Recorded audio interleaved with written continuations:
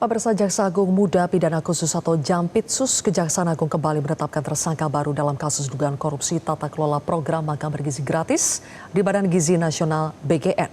Bertambahnya tersangka korupsi di program unggulan Presiden Prabowo ini membuat sejumlah pihak menilai hukuman Dadan CS dalam korupsi EBG layak diperberat.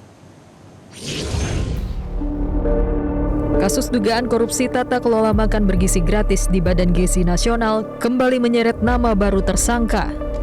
Tim penyidik Jampitsus Kejaksaan Agung resmi menetapkan LMI, seorang anggota Polri aktif yang menjabat sebagai Sekretaris Deputi BGN, sebagai tersangka.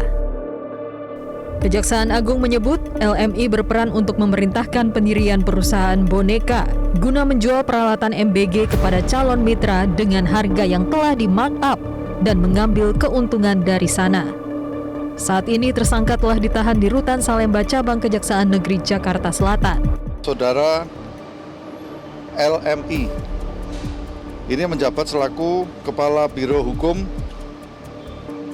dan Humas BGN itu sampai Maret 2025 dan saat ini selaku Sekretaris Deputi Bidang Promosi dan Kerjasama pada BGN.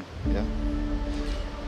Jadi perannya adalah pada tahun 2025, ini saudara LM ini meminta saksi YCS dan RD mendirikan suatu perusahaan ya, dengan tujuan sarana untuk melakukan penjualan alat berupa food tray kepada calon mitra SBBG dengan harga yang sudah ditentukan oleh tersangka LMI. Selain oknum Polri, penyidik juga menemukan keterlibatan oknum TNI aktif berpangkat kolonel berinisial BU yang menjabat sebagai PPK dalam proses pengadaan sepeda motor di BGN. Namun untuk inisial BU, statusnya saat ini belum menjadi tersangka. Kolonel CPL BU ini adalah TNI aktif, sehingga akan kami kerjakan secara koneksitas. Untuk pengembangan dan selanjutnya tentunya kami akan berkomunikasi terus dengan Direktur Penyidikan sehingga proses perkara yang akan kami kerjakan secara koneksitas ini bisa berjalan dengan lancar. Bertambahnya tersangka korupsi di program makan bergizi gratis ini membuat sejumlah pihak menilai hukuman Dadan CS sudah layak dijerat hukuman mati. Pakar hukum pidana Abdul Fikar menyebut, berdasarkan Undang-Undang Nomor 20 Tahun 2001 tentang pemberantasan tindak pidana korupsi, hukuman mati dapat dijatuhkan apabila tindak pidana dilakukan dalam kondisi tertentu. Persoalannya apakah keadaan-keadaan itu bisa atau sekarang ini memenuhi prasyarat untuk disebutkan keadaan yang bisa dihukum mati itu. Nah, karena secara jelas tuh di Undang-Undang Korupsi ya di pasal 2A, 2B kalau nggak salah disebutkan seperti itu.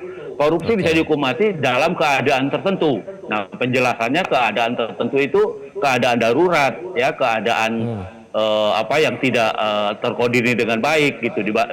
Nah, ini yang persoalannya seperti itu. Apakah keadaan sekarang dianggap tidak normal gitu ya? Sehingga korupsi yang dilakukan menjadi memenuhi syarat untuk seperti usulnya Pak Mahfud itu, ya hukuman mati dan seterusnya gitu. Saat ini total sudah ada 7 tersangka yang telah ditetapkan oleh Kejaksaan Agung, baik dari internal BGN maupun dari pihak swasta.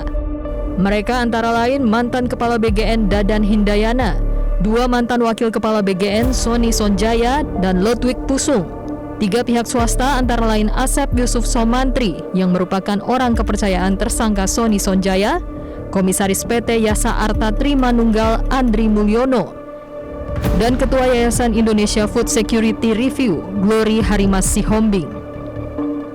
Dan yang terakhir yakni Sekretaris Deputi Bidang Promosi dan Kerjasama BGN Brigadir Jenderal Polisi Lalu Muhammad Iwan Mahardan.